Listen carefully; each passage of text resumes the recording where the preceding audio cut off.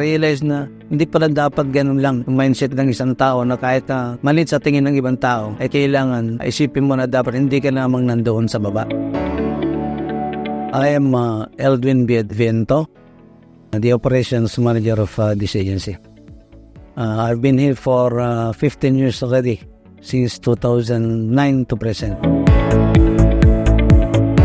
Kagaya ko po, I started security guard way back 1997. From there, I thought na hanggang doon lang dahil gusto ko lang magkatrabaho. Gusto ko lang kumita para sa mga pamilya ko. But then later on, I realized na hindi pala dapat ganun lang yung mindset ng isang tao na kahit malit sa tingin ng ibang tao, ay kailangan mag-isip ka, isipin mo na dapat hindi ka namang nandoon sa baba. So what I did is, kinarir ko ang trabaho to.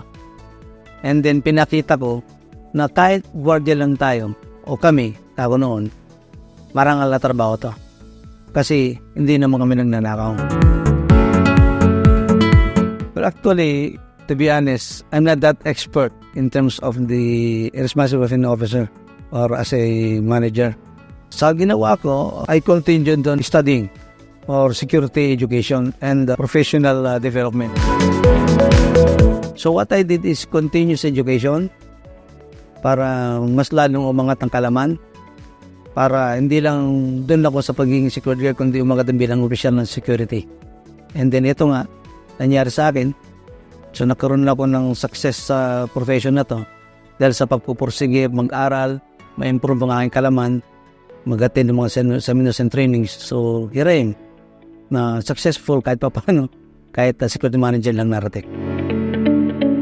Nandyan yung number 1 na unang-una na tinuro sa atin ng tinatawag nilang integridad. Kasi once they see a good example coming from us, yung mga tao nasa baba, magiging namin ng respect. That's why we continue on showing them and giving them good example para yung mga tao namin ay sumusunod kami.